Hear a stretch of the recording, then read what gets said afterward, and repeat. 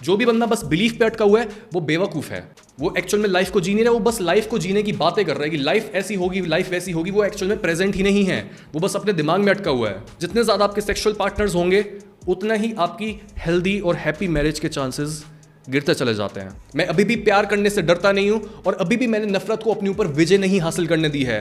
अगर आप ये बोल सकते हो इतना पेन झेलने के बाद, इतना ट्रॉमा झेलने के बाद भी, that's how you know that you will win at life.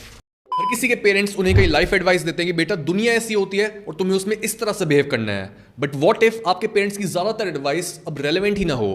Because हमारे पेरेंट्स ने हमें यह चीज बोली है कि अगर हम सबका भला करेंगे तो हमारा भी भला होगा। लेकिन आज के समय पर अगर एक इंसान ऐसा है जो सबका भला चाहता है और वो खुद बहुत ज्यादा भोला है, ऐसा इंसान सबसे ज्यादा पीछे रह जाता है। अगर आज के समय पर आप एक कूल और पॉपुलर लोगों के ग्रुप का पार्ट बनना चाहते हो लेकिन आप टॉक्सिक नहीं हो, आपके अंदर विक्टिम मेंटालिटी नहीं है, आप बहुत ज़्यादा काम करते हो, आप अपनी फैमिली के साथ, आप अपने घर में ज़्यादा टाइम स्पेंड करते हो, तो आपके और एक पॉपुलर इंसान के बीच में कुछ कॉमन होएगा ही नहीं। आप एक दूसरे से रिलेट भी नहीं कर पाओगे। आजकल अगर आप बहुत ज़्यादा डिसिप्लिन हो और आप किसी भी मस्ती वाली अपॉर्चुनिटी को ना बोल देते हो, जैसे जब भी आपका कोई दोस्त आपसे पूछता है कि मस्ती करने चले, आप बोलते हो नहीं, पार्टी करने चले नहीं, हैंग आउट करने चले नहीं, एक बस राउंड मार के आ जाते हैं नहीं। जब भी आप अपने सो कॉल्ड दोस्तों को ये बात बताते हो कि मैं अपने किसी गोल पर काम कर रहा हूं और वो आपको अंडरस्टैंड करने के बजाय आपसे बात करना ही कम कर देते हैं बिकॉज आप उतने कूल नहीं हो, आप उतनी मेमोरीज नहीं बना रहे हो, तो ऐसी मॉडर्न प्रॉब्लम्स के थ्रू कैसे नेविगेट करें हम, जहां पर लोग हमारे से ये एक्सपेक्ट कर रहे हैं कि हम हर चीज को ही कैजुअल बना दें। कैजुअल सेक्स, कभी भी पार्टी कर लो, लाइफ लॉन्ग वो एक पार्टी जीना चाहते हैं बजाय काम करने के और खुद को कुछ बनाने के। तो करें क्या हम? स्टार्ट करते हैं लेसन नंबर 1 से, मेंटेन योर इनोसेंस। सी, आपको अपनी लाइफ में बहुत सारी डिसअपॉइंटमेंट्स देखने को मिलेंगी। जिन लोगों से आप ये एक्सपेक्ट करते हो कि वो आपके साथ आपके मुश्किल समय में खड़े रहेंगे, जैसे ही आपका मुश्किल समय आएगा वैसे ही वो लोग सबसे पहले आपसे दूर भागेंगे। जिन लोगों को आप सबसे ज़्यादा प्यार करते हो वही लोग एक दिन आपको धोखा देकर चले जाएंगे और आपका बहुत बार दिल टूटेगा। लेकिन अगर आप इतना पेन झेलने के बाद भी खुद को दूषित नहीं होने देते हो, अगर आप इतना पेन झेलने के बाद भी यूनिवर्स को ये बोल पाते हो that you fail to make me hurtful and I am still full of love, मैं अभी भी प्यार करने से डरता नहीं हूं और अभी भी मैंने नफरत को अपने ऊपर विजय नहीं हासिल करने दी है। अगर आप ये बोल सकते हो इतना पेन झेलने के बाद, इतना ट्रॉमा झेलने के बाद भी, that's how you know that you will win at life. Because अगर आपका एक दूसरा वर्जन है जिसको जरा सा ही हर्ट मिलते ही, जरा सा ही ट्रॉमा मिलते ही, जरा सा ही धोखा मिलते ही वो बोलता है कि अब मैं किसी पर ट्रस्ट नहीं कर सकता, अब मैं डर चुका हूं, अब मैंने खुद को बंद कर लिया, अब मैं किसी रिलेशनशिप में नहीं आऊंगा, अब मैं किसी के साथ बिजनेस पार्टनरशिप नहीं करूंगा क्योंकि एक बार किसी ने मेरे को धोखा दे दिया। तो ये बंद इंसान अपने लाइफ के एक्सपीरियंस को ही लिमिट कर लेता है और ये एक्चुअल में लोगों को समझना बंद कर देता है। बिकॉज अगर हम दूसरों की गंदगी को समझना चाहते हैं तो पहले हमें खुद को साफ करना पड़ेगा। अगर मैं खुद पूरा दूषित हूं, मेरे अंदर इतने ज़्यादा ओपिनियंस भरे हुए हैं, मेरा खुद ट्रॉमा चल रहा है, मैं खुद पास्ट में बैठा हुआ हूं, तो मैं दूसरे को एज इट इज़ कैसे देख पाऊंगा कि उसकी असली मोटिवेशन क्या है। और किसी की भी असली मोटिवेशन देखने के लिए और खुद को बचाने के लिए किसी भी ट्रॉमा से, किसी भी पेन से मुझे खुद को साफ रखना पड़ेगा और मेरे को रिजेंटफुल नहीं होना होगा। ये एक्चुअल तरीका होता है लोगों की साइकोलॉजी को समझने का कि उनके दिमाग में एक्चुअल में चल क्या रहा है और वो आपसे क्या चाहते हैं। अगर आप ये सोच रहे हो कि इनोसेंस मेंटेन करने का मतलब ये है कि कोई भी मेरे को यूज कर ले और मैं कुछ बोलूं ही ना, नहीं, that's not innocence, that's stupidity. Innocent होने का मतलब ये है कि कोई भी आपको हर्ट करके जा रहा है, आप उसको समझ पाते हो कि अच्छा ये हुआ मेरे साथ, ये मेरी गलती थी, और आप उस गलती को रिपीट नहीं करते हो, but at the same time आप खुद को गुस्से से, कड़वाहट से नहीं भर लेते हो। आप फिर रिलेशनशिप्स में, प्यार में, बिजनेस पार्टनरशिप में, किसी पर भी रिलेटिव्स में ट्रस्ट करना बंद नहीं करते हो। आपके अंदर फिर भी ये पॉसिबिलिटी होती है कि नहीं, एक इंसान ऐसा है, 2 इंसान ऐसा है, 3 इंसान ऐसे हैं, लेकिन जस्ट बिकॉज मैं ऐसा नहीं हूं तो मेरे को पता है कि और भी लोग मेरे को इवेंचुअली मिल जाएंगे जो मेरी तरह ही साफ होंगे। Number 2, do not sleep around. आपको ये चीज़ समझने की ज़रूरत है कि आपके पास ऑप्शंस का होना एक अच्छी बात होती है। बिकॉज अगर आपके पास बहुत सारे ऑप्शंस हैं, बहुत सारे लोग आपके साथ दोस्ती करना चाहते हैं, बहुत सारे लोग आपके साथ बिजनेस पार्टनरशिप करना चाहते हैं, बहुत सारे लोग आपके साथ हुकअप करना चाहते हैं, वो अच्छी बात है। बिकॉज आप इतने सारे लोगों के बीच में से एक परफेक्ट इंसान को या फिर एक अच्छे इंसान को जिसके साथ आप बहुत ज़्यादा कंपैटिबल हो, उसको चूज कर सकते हो कि मैं इसको अपना दोस्त बनाना चाहता हूँ, या फिर इसके साथ मैं पार्टनरशिप करना चाहता हूँ, या फिर इसको मैं अपना लाइफ पार्टनर बनाना चाहता हूँ। तो ऑप्शंस होना, अट्रैक्टिव होना, डिजायरेबल होना, ये अच्छी चीज़ होती है। और जो इंसान ये बोल रहा होता है कि यार मैं तो हुकअप कल्चर का पार्ट नहीं हूँ, बट एक्चुअल में उसको कोई डिजायर ही नहीं कर रहा है, तो ऐसा इंसान अच्छा इंसान नहीं है, उसके पास बस ऑप्शंस की कमी है। तो पहले खुद के ऊपर काम करो ताकि लोग आपको एक्चुअल में डिजायर करें और आपके साथ कुछ करना चाहें। लेकिन सोचो अगर कोई इंसान ऐसा है जिसके पास बहुत सारे ऑप्शंस हैं, लेकिन वो इस पावर को अच्छाई के लिए यूज करने और एक अच्छा पार्टनर ढूंढने के बजाय वो इस पावर का मिस यूज करता है लोगों से प्लेजर निकालने के लिए। जस्ट बिकॉज उसके पास इतने सारे ऑप्शंस हैं तो वो कैजुअल सेक्स करता है, वो हुकअप्स करता है। तो ऐसा इंसान बेसिकली खुद को डिस्ट्रॉय करना शुरू कर देता है। बिकॉज जब भी आप खुद को ये कन्विंस करने की भी कोशिश करते हो कि मैं दूसरों के साथ इस लेवल पर इंटीमेट हो सकता हूं बिना उनसे एक डीप इमोशनल कनेक्शन बनाए, तब बेसिकली आपको खुद को इस चीज में बिलीव करने के लिए अपनी अवेयरनेस को बहुत ज़्यादा गिराना पड़ता है। बिकॉज ये कभी भी पॉसिबल हो ही नहीं सकता कि आप किसी के साथ सेक्स कर लो, आप इतना ज़्यादा इंटीमेट हो जाओ और आपको इमोशनल कनेक्शन की कोई नीड ही ना हो। और तभी ये भी स्टैटिस्टिकली देखा गया है कि जिस इंसान के बहुत ज़्यादा सेक्सुअल पार्टनर्स होते हैं उसके एक हैप्पी और हेल्दी मैरिज में रहने के चांसेस गिरते चले जाते हैं। और ये चीज़ फीमेल्स में ज़्यादा होती है, बट मेल्स भी कुछ ज़्यादा पीछे नहीं है। कहीं आप सोचो कि मेल्स ये चीज़ कर सकते हैं, नहीं। Promiscuity for males and females both, it is very bad. Because आप किसी से बॉन्ड ही नहीं कर पाते एक सर्टेन पॉइंट के बाद। जितने ज़्यादा आपके सेक्सुअल पार्टनर्स होंगे उतना ही आपकी हेल्दी और हैप्पी मैरिज के चांसेस गिरते चले जाते हैं। और ऊपर से जस्ट बिकॉज आप दूसरे लोगों को बस ऑब्जेक्ट ऑफ प्लेजर की तरह देख रहे हो कि इसके पास तो कुछ और है ही नहीं, मैं इससे और क्या ही लूँ, तो ये चीज़ भी दूसरी चीज़ों में कैरी फॉरवर्ड होती है। बिकॉज अगर आप खुद की अवेयरनेस को इतना ज़्यादा गिरा देते हो कि ये इंसान तो बस इतना ही है, तब आप एक्चुअल इंसान को नहीं देख रहे होते हो, आप बस एक प्लेजर देने वाली एंटिटी की तरह उसे देख रहे होते हो और आप खुद को भी उसी लेवल पर ले आते हो कि मैं भी तो बस इतना ही हूं। सो इतनी कॉम्प्लिकेटेड चीज को बिना समझे, बिना ये समझे कि उसके कॉन्सिक्वेंसेस क्या हो सकते हैं लॉन्ग टर्म में, मैं किस तरह से लोगों को देखना शुरू कर दूंगा, किस तरीके से मेरा ब्रेन वायर हो जाएगा, अगर आप इन चीजों पर ध्यान नहीं दे रहे हो तो ये बेटर है कि अभी के लिए उसको डिले कर दो और पहले मैच्योरिटी हासिल करो। Number 3, always carry your deepest realisation. अपनी लाइफ को एक कंटिन्यूस लर्निंग प्रोसेस की तरह देखो, जहां पर जो भी आप पास्ट में कोई लेसन सीखते हो, आपका हर अगला स्टेप उसी लेसन के ऊपर बिल्ड होना चाहिए। फॉर एग्जाम्पल, अगर पास्ट में आपने कोई गलती की या फिर आपको कोई चीज़ काम करते हुए देखी कि अच्छा ये चीज़ ऐसे काम करती है और आपको लगता है कि आपको वो लेसन मिल चुका है, लेकिन हम इंसान कुछ ऐसे हैं कि हम बहुत जल्दी चीज़ों को भूल जाते हैं, जिस वजह से अगर आपको सेम पास वाली सिचुएशन में दोबारा प्लेस करा जाए तो इस बात के चांसेस बहुत ज़्यादा हाई होते हैं कि आप वही सेम मिस्टेक दोबारा रिपीट कर दोगे। इसी वजह से जब भी आपको कोई बहुत डीप रियलाइजेशन मिलती है, बहुत डीप अंडरस्टैंडिंग मिलती है कि लोग ऐसे होते हैं, मैं ऐसा हूं, दुनिया ऐसे काम करती है, रिलेशनशिप्स ऐसे काम करते हैं, पैसा इस तरीके से काम करता है, राइट इट डाउन। और जब भी कोई इवेंट ऐसा होता है जो आपकी उस रियलाइजेशन को कंफर्म कर देता है, उसको भी उसके साथ लिखो, ताकि आप जब भी किसी इंसान से बात कर रहे हो और आप उसको बता रहे हो कि ये चीज़ ऐसे काम करती है, आपके पास 100 एग्जाम्पल्स हों कि मैं इस चीज़ में इसलिए विश्वास करता हूँ, ये चीज़ इसलिए सही है। तब वो अंडरस्टैंडिंग आपकी होगी, सिर्फ और सिर्फ आपकी, ना कि किसी बुक की, ना कि किसी आपके गुरु की। वो आपका लिविंग एक्सपीरियंस होगा। एग्जाम्पल के तौर पर मेरी लाइफ की डीपेस्ट रियलाइजेशन ये है कि सच बोलो। जब भी तुम झूठ बोलोगे या फिर जब भी तुम कुछ गलत काम करोगे, कहीं ना कहीं से लोगों को वो चीज़ पता लग जाती है। मैंने शुरू से ये बोला है, कई सालों से मैं आपको ये चीज़ बोलता रहा हूँ, बिकॉज ये चीज़ मैंने बार बार होते हुए देखी है कि जब भी आप झूठ बोलते हो, जब भी आप कोई गलत काम करते हो, तो सच एक ऐसी चीज़ है जो अंधेरे में रह ही नहीं पाती है। सच को अटेंशन चाहिए होती है, सच को लाइमलाइट चाहिए होती है, सच सफोकेट होता है जब भी उसको छुपाया जाता है, सच का दम घुटता है और वो कोई ना कोई छोटी सी जगह ढूंढ लेता है बाहर आने के लिए और सारा खुलासा वहीं का वहीं हो जाता है। इसी वजह से अगर आप एक बार भी स्लिप कर जाते हो, एक बार भी फिसल जाते हो, एक बार भी कोई गलत डिसीजन ले लेते हो और ये सोचते हो कि मैं पकड़ा नहीं जाऊंगा, 100% किसी ना किसी वे में आपकी लाइफ गलत मोड़ ले लेगी। जैसे इस चीज़ के बारे में मेरे को बात नहीं करनी चाहिए, बट कुछ हफ्तों पहले एक कंट्रोवर्सी हुई थी जिसके बारे में मेरे पास बहुत सारे मैसेज आए कि सर इसके बारे में आप क्या बोलना चाहोगे, क्या आपका ओपिनियन है। कंट्रोवर्सी थी किसी स्कैम के बारे में। आपको पता है मैं किस इंसान के बारे में बात कर रहा हूँ और नाम लेने की ज़रूरत नहीं है। एज माई ऑडियंस मैं आपको ये भी बोलूँगा कि कमेंट्स में भी उनका नाम मत लिखो, बिकॉज हम कोई कंट्रोवर्सी क्रिएट नहीं करना चाहते, हम किसी को ब्लेम भी नहीं करना चाहते, हम बस किसी इंसिडेंट से ये देखना चाहते हैं कि ये मेरे बारे में क्या बताता है, क्या सीखूँ मैं इस चीज़ से। तो स्कैम वाली कंट्रोवर्सी हुई, बहुत बड़े यूट्यूबर हैं, और उसके बाद कुछ दिनों बाद एक और कंट्रोवर्सी आई कि उन्होंने अपनी वाइफ के साथ वायलेंस किया है, डोमेस्टिक वायलेंस किया है। और ये चीज़ देख के मैंने ये चीज़ रियलाइज़ की, एक इंसान के पास चाहे जितनी मर्जी नॉलेज हो, कितना मर्जी ज्ञान हो, अगर उसको गीता की भी समझ है, हर चीज़ की उसको समझ है, फिर भी टाइम टू टाइम उसके पास शैतान आता है और उसको लुभाने के लिए कोई ना कोई ऑफर देता है कि तुम ये चीज़ भी कर सकते हो, ये शॉर्टकट भी ले सकते हो, इस तरीके से भी बिहेव कर सकते हो और किसी को पता नहीं लगेगा। तुम्हारे पास दुनिया भर का ज्ञान है, तुम्हारे पास दुनिया भर की पावर है, तुम कुछ भी कर सकते हो, you can get away with anything. जब एक इंसान में ये आ जाता है कि मेरे को कोई चीज़ पता है, मेरे पास इतना ज्ञान है, मेरे पास इतना पावर है, तब वहाँ पर स्लिप अप करना बहुत ईजी हो जाता है। बिकॉज एरोगेंस आ जाता है, कॉन्फिडेंस आ जाता है कि मैं ये कर सकता हूँ। But this incident again confirmed कि सच कभी भी नहीं छुपता। कोई ना कोई वो जगह निकाल लेगा, कोई ना कोई वो रास्ते से बाहर आ जाएगा और सबको पता लग जाएगा आप एक्चुअल में कौन हो।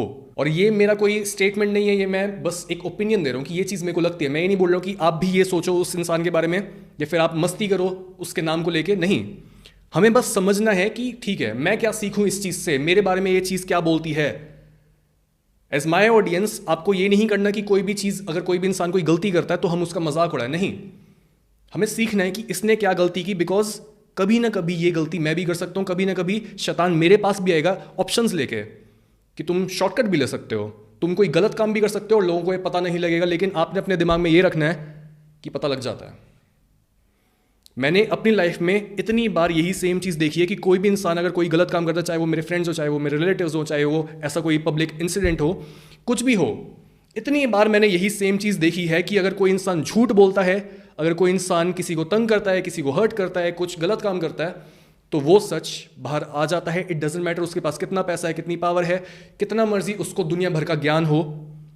रूल्स होते हैं और ये यूनिवर्स के रूल्स हैं जिसको हम बेंड नहीं कर सकते हैं।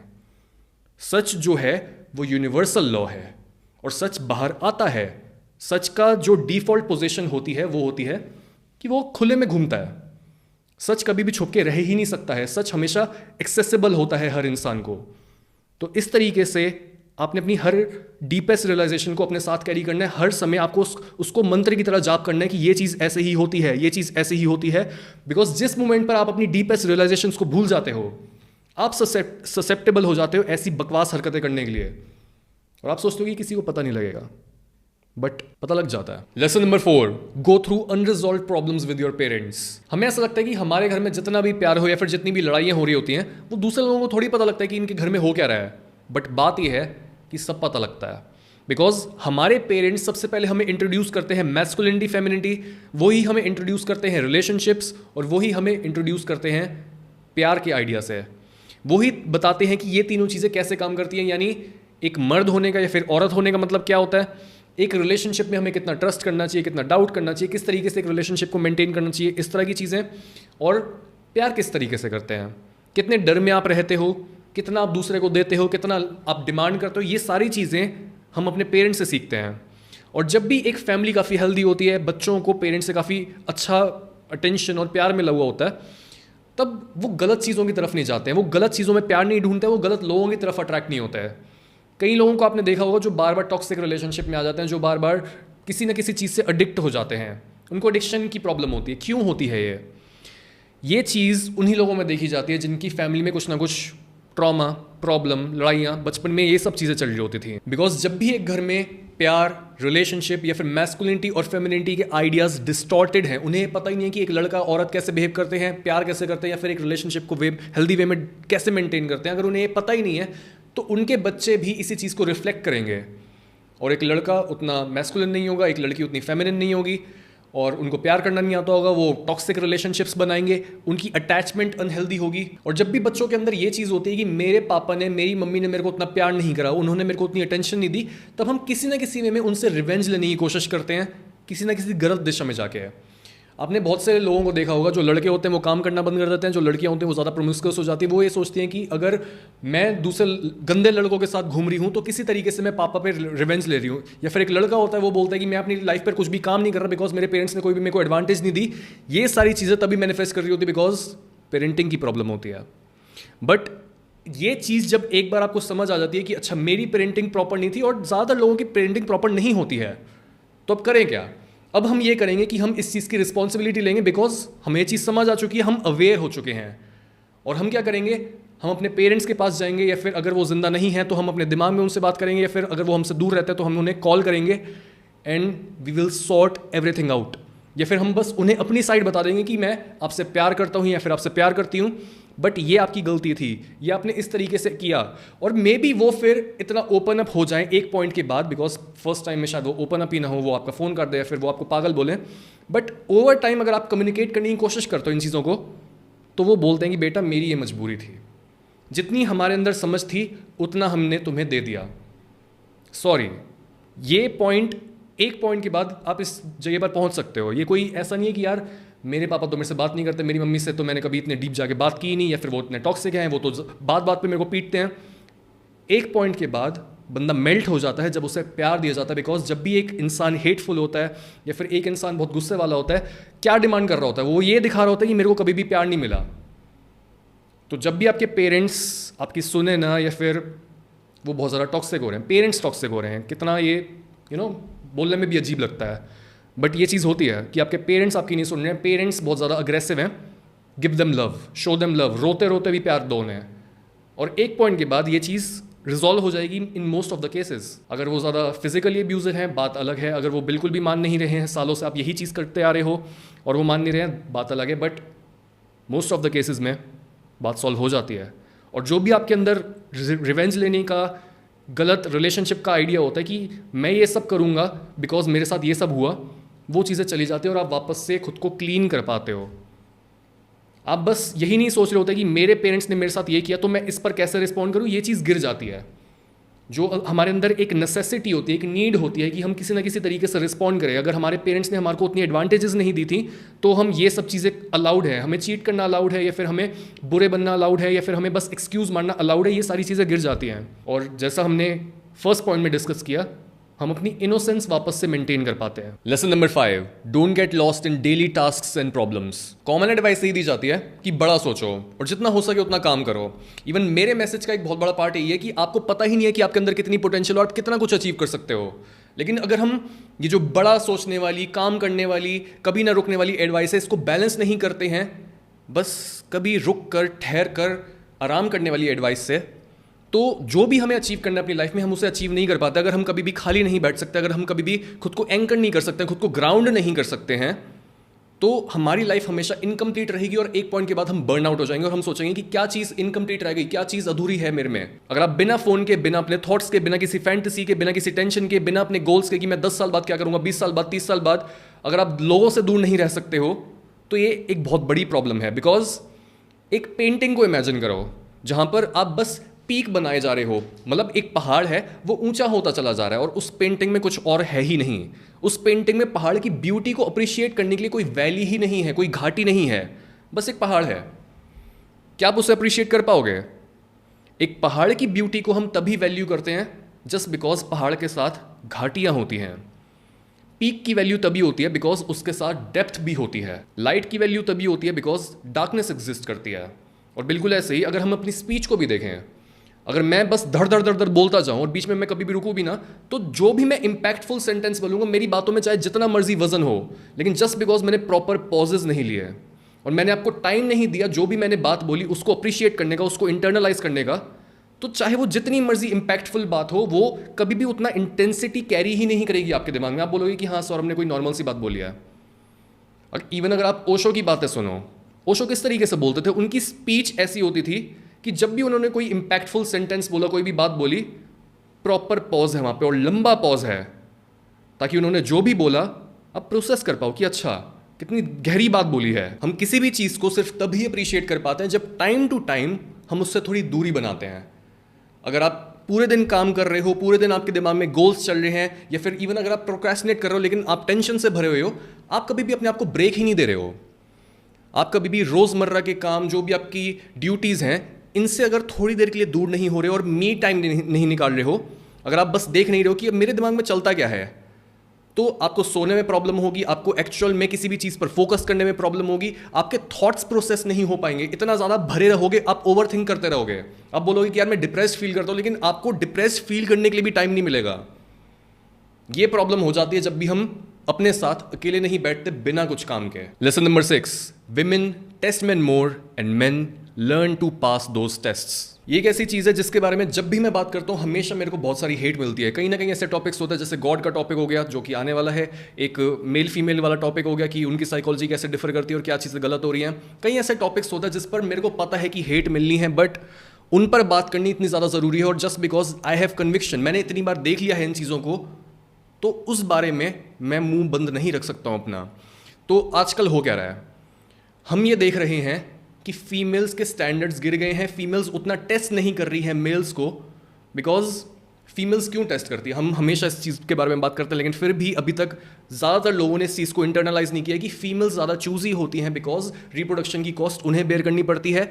बट आज के समय पर जस्ट बिकॉज हमारे पास टेक्नोलॉजी है और फीमेल्स के पास इतनी फ्रीडम है, तो वो फ्रीडम को इक्वेट कर रही हैं कि मैं कुछ भी कर सकती हूँ। और स्पेशली जैसे हमने ट्रॉमा वाली बात की कि मेल्स के बीच में कैसे दिखता है ट्रॉमा, कि अगर मेल्स को प्यार नहीं मिले तो वो कैसे एक्ट करते हैं और फीमेल्स को प्यार नहीं मिले तो कैसे वो एक्ट करती हैं। जब एक फीमेल को प्यार नहीं मिलता तब वो अपनी वैल्यू को प्रिजर्व नहीं करती और वो ये सोचती हैं कि अगर मेरे को अपने पेरेंट्स से प्यार नहीं मिला तो शायद उसका मतलब ये है कि मेरे अंदर कोई कमी है, और मेरे अंदर अगर कोई कमी है तो मैं खुद को पनिश करूं, बाहर जाके मैं सिगरेट पीऊं, मैं दारू पीऊं, मैं लड़कों के साथ रहूं जो कि मेरे लिए सही नहीं है, मैं खुद को पनिश करूं इन चीज़ों में, मैं टॉक्सिसिटी में खुद को इन्वॉल्व कर लूं बिकॉज आई डिजर्व दैट। ये उनकी इंटरनल रीजनिंग होती है जो कि बहुत अनकॉन्शियस और सबकॉन्शियस लेवल पे होती है और वो कभी भी आर्टिकुलेट नहीं कर सकते, but this is what is happening with them. लड़कियों के साथ और लड़कों के साथ भी एक ये चीज़ होती है कि अगर मेरे पेरेंट्स ने मेरे को उतनी अटेंशन नहीं दी, मेरे को प्यार नहीं दिया, तो ठीक है मेरे अंदर कुछ कमी है, तो इसका मतलब ये है कि मैं अपनी लाइफ में कुछ कर ही नहीं पाऊंगा। फीमेल्स को जब प्यार नहीं मिलता तब वो ये बोलते हैं कि मैं अपनी वैल्यू प्रिजर्व ही क्यों करूं, और मेल्स को जब प्यार नहीं मिलता तब वो ये बोलते हैं कि मेरी वैल्यू तो कोई है ही नहीं, मैं अपनी वैल्यू क्यों ही क्रिएट करूं। इस चीज़ को बहुत डीपली अपने अंदर इंटरनलाइज करो कि मेल्स अपनी वैल्यू बनाते नहीं हैं और फीमेल्स अपनी वैल्यू प्रिजर्व नहीं करती हैं जब उनको प्यार नहीं मिलता। इसी वजह से आजकल हम ये देख रहे हैं कि इतने सारे लोग हैं जिनमें बहुत ज़्यादा पोटेंशियल है, लेकिन वो अपनी पोटेंशियल को वेस्ट कर रहे हैं गलत लोगों के साथ हैंग आउट करके या फिर खुद को गलत आदतों में उलझा के। अगर हम खुद से ये क्वेश्चन करें कि एक वाइज पेरेंट इस तरह की सिचुएशन को कैसे प्रिवेंट करेगा, तो एक वाइज पेरेंट एक लड़के को हमेशा ये समझाएगा कि खुद को डेवलप कर, खुद की वैल्यू को बढ़ा, स्किल्स एक्वायर कर, नॉलेज एक्वायर कर, जितना तू दुनिया को समझ सकता है उतना दुनिया को समझ, आर्टिकुलेट बन, और अपनी वैल्यू तू जितनी ज़्यादा बढ़ाएगा उतना तेरे को पैसा मिलेगा, उतना तेरे को तेरी डिजायर्ड जो लड़की है वो मिलेगी, उतना तू एक अपनी ड्रीम लाइफ क्रिएट कर पाएगा और उतना ही तू स्पिरिचुअली ग्रो कर पाएगा। एक लड़के को जो अच्छी एडवाइस होती है वो यही होती है कि तू अपनी वैल्यू को बढ़ा। लेकिन अगर एक वाइज पेरेंट एक लड़की को कोई एडवाइस देगा तो वो ये होगी कि जितना हो सके उतना तू लड़कों को टेस्ट कर। कभी भी ये मत देख कि कोई लड़का बहुत ज़्यादा हैंडसम है, कोई लड़का बहुत ज़्यादा पैसे वाला है, इन चीज़ों को हटा और फिर देख कि क्या बचा है उस लड़के के अंदर, क्या उसकी पर्सनैलिटी है, क्या उसका करेक्टर है, क्या एक्चुअल में जो भी वो बोलता है वो एक्चुअल में है या फिर वो बस ऐसा होने का ढोंग कर रहा है। बिकॉज लड़के ये करते हैं, जब भी उन्हें कोई लड़की चाहिए तब वो एक मास्क पहन लेते हैं कि मैं ये नहीं हूँ, मैं कुछ और हूँ। और जो भी एक फूलिश पेरेंट होता है वो हमेशा ये देखता है कि अच्छा लड़के वालों के पास पैसा है, तो अपनी बेटी को मनाते हैं कि लड़के वालों के पास पैसा है बेटा, तू बहुत खुश रहेगी, तू बहुत अच्छे से रहेगी, तो तू शादी कर ले। और जस्ट बिकॉज उस लड़की को उस लड़के को टेस्ट करने का मौका नहीं मिला होता, शादी के बाद क्या होता है, शादी के बाद एकदम से लड़के का बिहेवियर चेंज हुआ पड़ा होता है और लड़की ये सोचती है कि ये कैसे हो गया। वो ऐसे ही होता है बिकॉज जब भी एक लड़की एक लड़के को टेस्ट नहीं करती है तब फैमिली डगमगाने लगती है और फैमिली के डगमगाते ही पूरी सोसाइटी और पूरी सिविलाइजेशन डगमगाने लगती है। यहीं से एक सिविलाइजेशन का डाउनफॉल शुरू होता है कि फीमेल्स टेस्ट नहीं कर रही हैं, फीमेल्स के स्टैंडर्ड्स गिर गए हैं और मेल्स कुछ भी कर रहे हैं और उनको एक्सेप्ट किया जा रहा है। सो फीमेल्स को मैं ये एडवाइस दूंगा कि keep your standards very high. Females को कहीं ना कहीं ये डर लगता है कि अगर मैंने अपने स्टैंडर्ड्स इतने ज़्यादा हाई रखे, इतनी ज़्यादा मैंने डिमांड्स की, अगर मैंने इतने ज़्यादा बैरियर्स क्रिएट कर दिए तो शायद कोई भी इंसान इन बैरियर्स को क्रिएट ही ना कर पाए, विच इज़ ट्रू। और आपको ये चीज़ पता होनी चाहिए कि अगर आपके 10 चेक बॉक्स आपने बना रखे हैं कि ये सारी रिक्वायरमेंट्स होने चाहिए मेरे पार्टनर में, तो आप एक दो कई चीज़ों को सेक्रीफाइस कर सकते हो, दैट्स नॉर्मल। बट अगर आप ये सोच रहे हो कि यार मैं डिमांड ही नहीं कर सकती या फिर मेरे को अपनी डिमांड्स बहुत हार्शली गिरानी पड़ेंगी, that's where you are wrong. Because जब भी आपके स्टैंडर्ड्स हाई होते हैं आप लड़कों को ये सिग्नल करते हो कि आप कितने ज़्यादा वैल्यूएबल हो, और लड़कों को खुद को ऊपर उठाना पड़ेगा आपको अपना पार्टनर बनाने के लिए। और जब भी इस चीज़ की कमी होती है सोसाइटी में तब सोसाइटी क्रम्बल करती है। सोसाइटी जब सक्सेस को टच करती है तब ज़्यादा फ्रीडम बढ़ती है, तब ज़्यादा लड़कियों के पास ऑप्शंस होते हैं। लेकिन ऑप्शन का मतलब ये नहीं कि आप गलत चॉइस लो, ऑप्शन का मतलब ये है कि ठीक है now you can make proper choice और आपको उतना फोर्स नहीं करा जाएगा। आज के समय पर लड़कियों को उतना फोर्स नहीं करा जाता जितना पहला करा जाता था, और उसका फ़ायदा अगर आप नहीं उठा रहे हो as a female then you are making a mistake. और एज अ मेल मैं आपको ये एडवाइस दूंगा that be okay with being rejected. Because एक फीमेल एक लड़के को रिजेक्ट करके भी उसे टेस्ट ही कर रही होती है कि अगर मैं इसको रिजेक्ट करती हूँ, अगर मैं इसको ये बोलती हूँ कि तू मेरे साथ कुछ भी नहीं कर सकता, तू मेरे साथ हैंग आउट नहीं कर सकता, मैं तेरे को उतना पसंद नहीं करती हूँ या फिर मैं बस तेरे को एक फ्रेंड की तरह देखती हूँ, तो ये लड़का किस तरह से रिस्पॉन्ड करता है। वो ये देखना चाहती है कि जब भी मैं ऐसे नो बोलती हूँ, जब भी मैं किसी लड़के को नो बोलती हूँ, तो क्या वो बंदा फिर भी परसिस्टेंट रहता है, क्या वो बंदा फिर भी मेरी तरफ डेडिकेटेड रहता है। बिकॉज अगर वो इतना नहीं कर सकता कि मैंने ना बोली और वो भाग गया है, तो उसका मतलब ये कि वो या तो इनडिसाइसिव है, उसे पता ही नहीं कि वो एक्चुअल में चाहता क्या है और वो बस मेरे साथ टाइम पास कर रहा था, उसे एक्चुअल में मैं चाहिए ही नहीं थी। और इनडिसाइसिव लड़का एक लड़की की नज़र में एक लूज़र होता है। या फिर अगर एक लड़का एक्चुअल में मेरे को चाहता था लेकिन फिर भी बस मैंने एक बार उसे ना बोला और वो चला गया, तो उसका मतलब ये है कि वो अपने ड्रीम्स को भी कभी चेज नहीं करेगा, and again he is a loser. Lesson number 7, haters are the best teachers. कोई भी इंसान आपको सिर्फ 2 ही वजहों से हेट कर सकता है। पहली वजह होती है साइकोलॉजिकल प्रोजेक्शन, और जस्ट बिकॉज ज़्यादातर लोगों को ये समझ ही नहीं आता कि प्रोजेक्ट करने का मतलब क्या होता है, एक सिंपल सी मैं आपको डेफिनेशन देना चाहता हूँ, और ये डेफिनेशन आ रही है everydayhealth.com से। तो डेफिनेशन बोलती है, psychological projection is a defense mechanism that people subconsciously use in order to cope with unwanted feelings or emotions.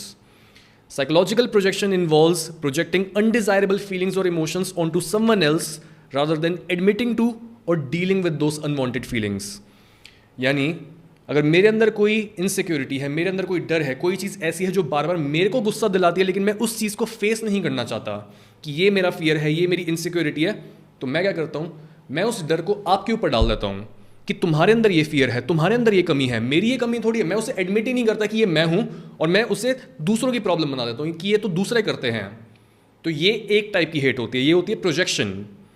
दूसरे टाइप की हेट होती है जहाँ पर एक्चुअल में आपके अंदर कोई कमी है, एक्चुअल में आप किसी चीज़ को या तो छुपा रहे हो या फिर आप उसे एडमिट नहीं कर रहे हो, और दूसरा इंसान पॉइंट आउट करके बोल रहा है कि भाई जो तुम्हारी पब्लिक पर्सनैलिटी है, जो तुम बोल रहे हो कि ये मैं हूँ, तुम्हारे अंदर कोई ऐसी चीज़ भी है जो थोड़ी गंदी है या फिर जिसको तुम एड्रेस नहीं कर रहे हो, तो उसे तुम क्यों एड्रेस नहीं कर रहे हो? कोई फ्लॉ है, या तो उसको एड्रेस कर दो या फिर उसके ऊपर काम करो। ये होती है दूसरी टाइप की हेट, जिसमें एक्चुअल में कोई सब्सटेंस, एक्चुअल में कुछ ट्रुथ होता है। हेट करने का जो पहला तरीका होता है कि मैं आप पर प्रोजेक्ट कर रहा हूँ, उसके थ्रू बेसिकली एक इंसान अपनी सेल्फ अवेयरनेस बढ़ाने की कोशिश कर रहा होता है। बिकॉज अगर मेरे अंदर कई कमियाँ हैं और मैं अवेयर ही नहीं हूँ कि मेरे अंदर वो कमियाँ हैं, तो बेसिकली मैंने अपनी पोटेंशियल का एक बहुत बड़ा हिस्सा सप्रेस कर रखा है। मैं कभी भी अपनी 100% पोटेंशियल को अनलॉक कर ही नहीं पाऊंगा। बिकॉज हम यूजुअली ये सोचते हैं कि जो भी हमारी पोटेंशियल होती है वो हमारी अच्छी क्वालिटीज से आती हैं, बट हमारी पोटेंशियल का एक बहुत बड़ा हिस्सा हमारी डार्कनेस, हमारी बुरी क्वालिटीज से आती है। बिकॉज जिन भी चीज़ों को हम बुरा बोलते हैं कि ये मेरी एक बुरी आदत है, वो बेसिकली क्या होता है, हमारा गुस्सा, हमारी रिजेंटमेंट, हमारा ट्रॉमा, और इन चीज़ों में भी हमारी बहुत सारी पोटेंशियल अटकी हुई होती है।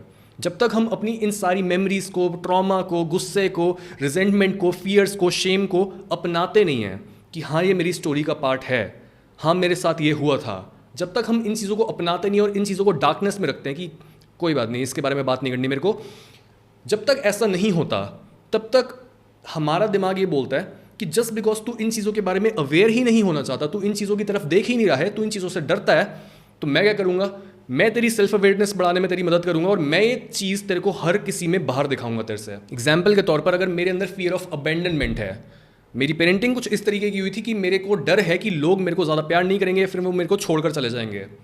तो जब भी मैं किसी से फ्रेंडशिप करता हूँ, जब भी मैं किसी के साथ रिलेशनशिप में आता हूँ, मैं हमेशा उनसे लड़ता रहता हूँ कि तुम मेरे को उतना कॉल क्यों नहीं करते हो, उतना मैसेज क्यों नहीं करते हो, तुम मेरे को ज़्यादा टाइम नहीं देते हो, या फिर अगर उनका रिप्लाई लेट आ रहा है तब मैं उनसे लड़ जाता हूँ, क्योंकि मेरे अंदर फियर ऑफ अबेंडनमेंट है और फिर मैं उनको ब्लेम करता हूँ कि तुम ऐसे हो, तुम मेरी केयर नहीं करते हो। और वो ये सोचते हैं कि यार सौरभ तो ऐसा है जो हमेशा लड़ता रहता है, वो तो नफरत से भरा हुआ है या फिर वो टॉक्सिक है। लेकिन जो भी टॉक्सिसिटी होती है, जो हेटफुल बिहेवियर होता है, जब हम उसे प्रोजेक्ट कर रहे होते हैं, उसका मतलब यही होता है कि वो क्वालिटीज़ मेरी हैं जिनको मैं दूसरों पर चिपकाने की कोशिश कर रहा हूँ। बिकॉज मेरा दिमाग बोल रहा है कि अगर तू खुद इस बारे में अवेयर नहीं होएगा, तू इन क्वालिटीज़ को खुद अपने अंदर नहीं ढूंढेगा, तो मैं इन क्वालिटीज़ को पूरी दुनिया के ऊपर लगा कर दिखाऊंगा। लेकिन हेट करने का जो सेकंड तरीका होता है, जहां पर कोई इंसान आपको ये बोल रहा होता है कि तुम्हारे अंदर कोई फ्लॉ है और तुम उसे एड्रेस नहीं कर रहे हो, एडमिट नहीं कर रहे हो, तो वहां पर वो बेसिकली आपकी अवेयरनेस बढ़ाने की कोशिश कर रहा होता है। अगर मैं प्रोजेक्ट कर रहा हूँ तो वो मेरी सेल्फ अवेयरनेस बढ़ाने का प्रोसेस है। अगर मैं किसी को बस ये बोल रहा हूँ कि तुम्हारे अंदर ये कमी है, चाहे वो कितने भी अग्रेशन से बोल रहा हूँ मैं, वहाँ पर मैं उसकी सेल्फ अवेयरनेस बढ़ाने की कोशिश कर रहा हूँ। सो जब भी आपको कोई हेट करता है, बहुत क्यूरियोसिटी के साथ उनके कमेंट्स को एनालाइज करो कि अच्छा क्या ये एक्चुअल में कोई चीज़ मेरे बारे में पॉइंट आउट कर रहा है या फिर ये चीज़ इसी के बारे में है।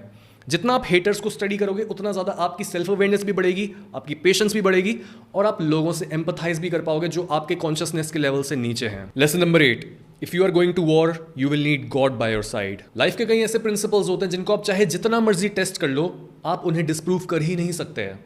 जैसे एपिसोड के शुरुआत में मैंने आपको बताया कि कितनी बार मैंने ये चीज़ देखी है कि जब भी कोई इंसान झूठ बोलता है, जब भी कोई इंसान गलत रास्ते पर चला जाता है, तब इवेंचुअली वो पकड़ा जाता है या फिर इवेंचुअली जो भी वो सच दबाने की कोशिश कर रहा था, वो सच कहीं ना कहीं से बाहर आ जाता है।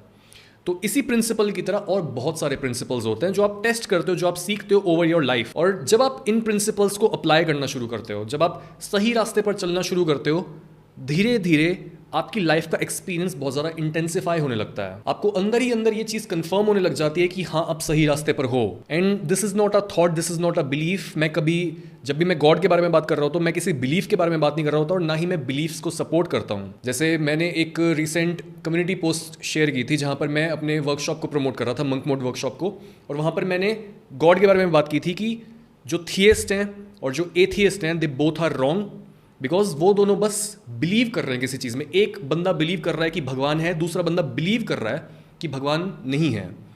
ये दोनों चीज़ें बस उसके सर में चल रही हैं, ये बस थॉट्स हैं, ये उसका एक्सपीरियंस नहीं है। लेकिन जब आप सही प्रिंसिपल्स को फॉलो करना शुरू करते हो तब आपके अंदर एक एक्सपीरियंस उठना शुरू होता है, जो धीरे धीरे करके जितना आप गलत चीज़ों को ना बोलते जाते हो, जितना आप दूसरों की मदद करते हो, जितना आप सही तरीके से जीते हो। और ये आप ये पूछोगे कि यार ये सही तरीका होता क्या है, किसने बोला ये सही तरीका है, या फील कर पाते हो कि मैंने सही किया, या बहुत डीप इनसाइड फील कर पाते हो कि मैं सही चीज़ कर रहा हूँ या फिर मैं कोई गलत चीज़ कर रहा हूँ। क्या मैं किसी का एडवांटेज उठा रहा हूँ अपना मतलब निकालने के लिए, या फिर मैंने बड़े पिक्चर में, बिग पिक्चर में कोई सही डिसीजन लिया। ये आप डीप इनसाइड आपको पता होता है, बोलने की भी ज़रूरत नहीं है। तो जब आप ये चीज़ें करते हो तब आपका एक्सपीरियंस बहुत ज़्यादा गहरा बनता है, और ये एक्सपीरियंस एक थॉट नहीं होता। जब भी मैं बोल रहा हूँ कि मैं किसी चीज़ में मानता हूँ या फिर किसी चीज़ में नहीं मानता, बस वो मेरे दिमाग में चल रहा है, वो बहुत शैलो है। जैसे अगर मैं आपको प्यार का एग्जांपल लेते हैं, अगर आपको किसी से प्यार है, प्यार एक एक्सपीरियंस है, प्यार बस एक शब्द नहीं है। मैं बोल रहा हूँ लव, लव बना है 4 अक्षरों से, बट लव अलग है और एक्चुअल जो एक्सपीरियंस आप कर रहे हो जब भी आप प्यार में होते हो, जब भी आप अपने पेरेंट्स के बारे में सोचते हो जिन्होंने इतने सारे सेक्रीफाइस करे आपके लिए, जब भी आप किसी अपने बॉयफ्रेंड, गर्लफ्रेंड, पार्टनर के लिए, अपने पेट के लिए सोचते हो, तब जो चीज़ आप एक्सपीरियंस करते हो अपने अंदर वो बहुत ज़्यादा डिफरेंट होता है 4 अक्षरों से। प्यार एक्चुअल में 4 अक्षर नहीं है, मतलब लव जो है वो बस एक वर्ड नहीं है, वो एक एक्सपीरियंस है। सिमिलरली जब मैं गॉड के बारे में बात कर रहा हूँ तो मैं कन्वेंशनल गॉड के बारे में बात नहीं कर रहा होता कि कोई मूर्ति है, आसमान में कोई है, स्क्रिप्चर पढ़ लो। This is not my God. God actual में एक एक्सपीरियंस है जो तब आने लगता है जब आप कई चीज़ें सही करने लगते हो। लेकिन क्यों मैं इस एक्सपीरियंस को गॉड बोल रहा हूँ, क्यों मैं ये नहीं बोल रहा बस आप इंटेंस एक्सपीरियंस करने लगते हो। मैं इस चीज़ को गॉड इसलिए बोल रहा हूँ बिकॉज जब आप किसी से प्यार में हो, तो जब आपको पता होता है कि कोई इंसान आपको प्यार करता है, तब डीप इनसाइड आप ये फील कर पाते हो कि हाँ, कोई इंसान मेरे को प्यार करता है और वो मेरे को फेवर करता है ओवर एवरीवन एल्स। और सिमिलरली जब आप सही दिशा में जाते हो, जब आप सही प्रिंसिपल्स को फॉलो करना शुरू करते हो और आपका एक्सपीरियंस बढ़ता है, आप ये चीज़ एक्सपीरियंस कर पाते हो, आपको ये चीज़ फील होती है बहुत डीप इनसाइड कि एक इंसान से कोई बड़ी चीज़ है जो मेरे फेवर में है, एक इंसान से कोई बड़ी चीज़ है। प्यार से आपको कुछ बड़ा एक्सपीरियंस होता है, इतना ज़्यादा इंटेंस चीज़ है ये, और उसको वर्ड्स में पुट करना बहुत मुश्किल होता है। इवन मैंने इतना बोल दिया, ये भी मेरे को बहुत बड़ी चीज़ लग रही है। और कई बार मैंने आपको प्रॉमिस किया कि गॉड के ऊपर एक सेपरेट वीडियो आएगी, और उस वीडियो को बनाना इसलिए ही मेरे लिए हमेशा इतना मुश्किल होता है बिकॉज कैसे मैं आपको अपना एक्सपीरियंस दूँ।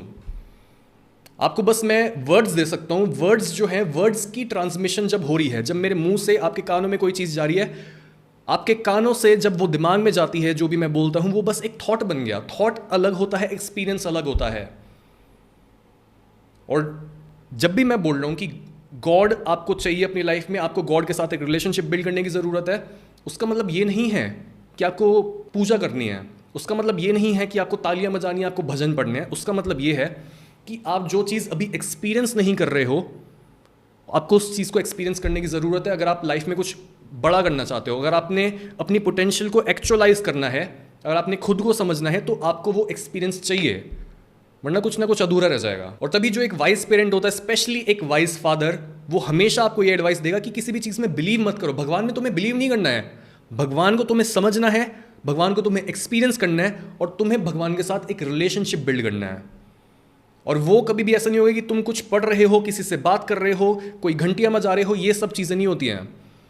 भगवान का जो एक्सपीरियंस होता है वो बहुत इंटरनल, बहुत पर्सनल, बहुत प्राइवेट चीज़ होती है, और उसको किसी के साथ भी शेयर नहीं करा जा सकता। मैं बस पॉइंट आउट करके बता सकता हूँ, जैसे लव जो है वो बस एक वर्ड है जो एक एक्सपीरियंस की तरफ पॉइंट आउट कर रहा है। तो इसी कॉन्टेक्स्ट में मैं गॉड को यूज कर रहा हूं कि गॉड बस एक वर्ड है जो किसी चीज की तरफ, किसी एक्सपीरियंस की तरफ पॉइंट आउट कर रहा है। अगर आप बस वर्ड को एनालाइज करके बोलोगे कि हाँ मैं तो बिलीव नहीं करता व्हाटएवर, आप समझे ही नहीं हो कि मैं बोल क्या रहा हूं, आप फालतू की लड़ाइयां कर रहे हो। इससे बेटर ये होगा कि आप एक सही रास्ता चुनो, और जब जब आपके आगे शैतान आए और आपको ये बोले कि ये भी ऑप्शन है, एक गलत ऑप्शन भी है, एक शॉर्टकट भी है, जब जब आपके आगे टेम्पटेशन आए, जब जब आपको पता हो कि मैं एक रिलेशनशिप में आने वाला हूँ लेकिन मैं बस इसकी बॉडी से, इसके पैसों से या फिर किसी शैलो चीज़ से ही अट्रैक्टेड हूँ और ये रिलेशनशिप लॉन्ग टर्म में नहीं चलेगा, आपके अंदर ये चीज़ आ चुकी है, लेकिन आप फिर भी बोलते हो कि नहीं मेरे को मज़ा चाहिए, मेरे को शॉर्ट टर्म के लिए मज़ा चाहिए। जब जब आप इस कॉन्शियस वाली आवाज़ को, जब आपको पता होता है कि ये चीज़ सही है, आप मस्ती को चूज़ करते हो, आप शॉर्ट टर्म थिंकिंग में अटक जाते हो, तब तब आप लॉन्ग टर्म में अपने एक्सपीरियंस को बहुत ज़्यादा शैलो बना लेते हो,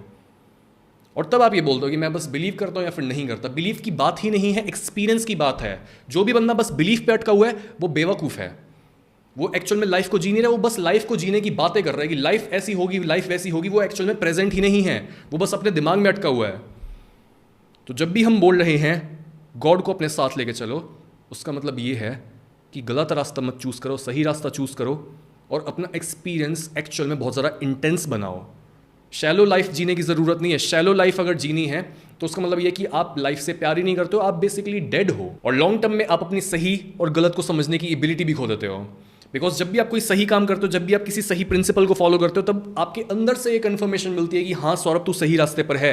आपको कोई बाहर से तालियां नहीं चाहिए होती, आपको किसी एडवाइस नहीं चाहिए होती, आपको कोई बुक नहीं पढ़नी होती, आपको बस अपने एक्सपीरियंस को देखना होता है कि मैं क्या फील कर रहा हूँ, मेरे अंदर क्या चल रहा है, क्या मेरा एक्सपीरियंस शैलो होता जा रहा है या फिर क्या मेरा एक्सपीरियंस और प्रोफाउंड होता जा रहा है। आप ये चीज़ करके देख सकते हो, जस्ट एन एक्सपेरिमेंट। अगले 30 दिन तक बस सच बोलो, अगले 30 दिन तक जो आपको पता है कि ये राइट थिंग है, ये चीज़ मेरे को करनी चाहिए, वही चीज़ करो, और फिर बताओ कि क्या होता है आपकी लाइफ में। ऑफकोर्स आपकी लाइफ और ज़्यादा मुश्किल होगी, बट आपके साथ क्या होगा, पॉजिटिव या फिर नेगेटिव।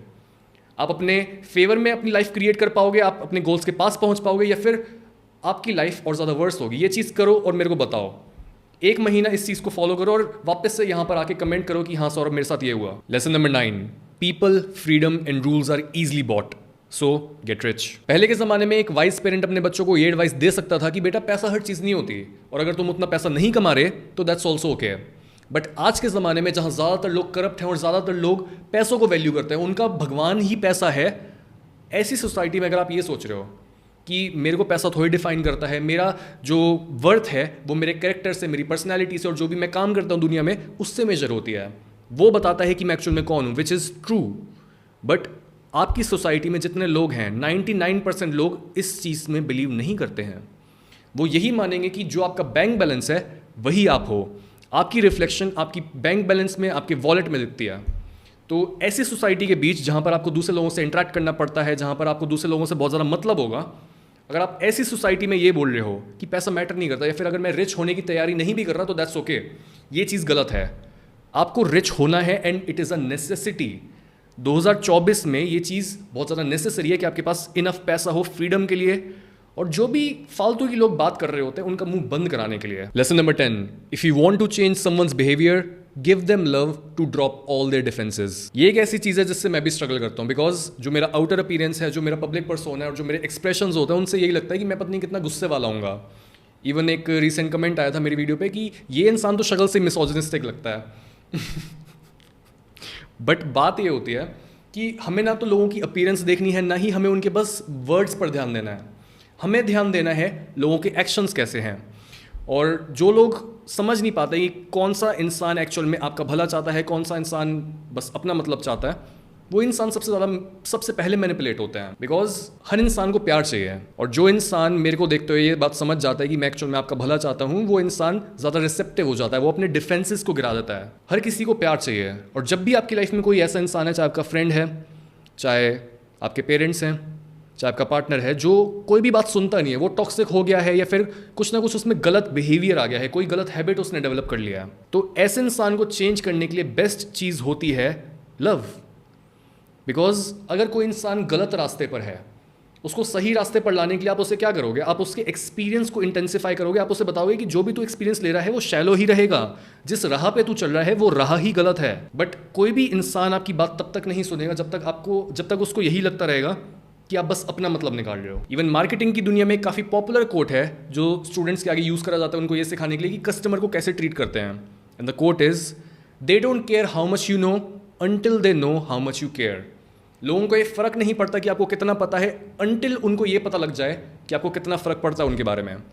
मतलब अगर मैं आपको ये कन्विंस कर पाऊँ कि मेरे को आपकी पड़ी है, मैं आपसे प्यार करता हूँ, मैं चाहता हूँ कि आप लोग ग्रो करो, तो आपकी जो लाइकलीहुड है मेरी कोई भी चीज़ बाय करने की, वो चीज़ बढ़ जाती है।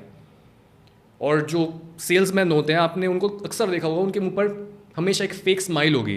इतने सारे जो ऑनलाइन गुरुज होते हैं हमेशा बड़ी सी स्माइल लेकर घूम रहे होते हैं, बिकॉज जब भी हम किसी को देखकर स्माइल कर रहे होते हैं, जब भी हम ये दिखाते हैं कि मैं तो तुम्हारे साइड पर ही हूँ, तब उसके डिफेंसेस गिर जाते हैं, उसकी नो कम हो जाती है।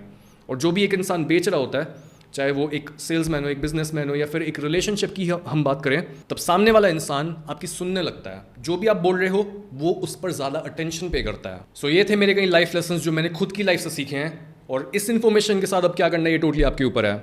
और अगर किसी इंसान ने ये पूरा एपिसोड एंड तक देखा है, then I am really proud of you, because अगर कोई भी इंसान इस इन्फॉर्मेशन को सुनकर इसे इंटरनलाइज करता है तो सेम रह ही नहीं सकता। आपके अंदर कोई ना कोई बड़ा पॉजिटिव चेंज आएगा ही आएगा।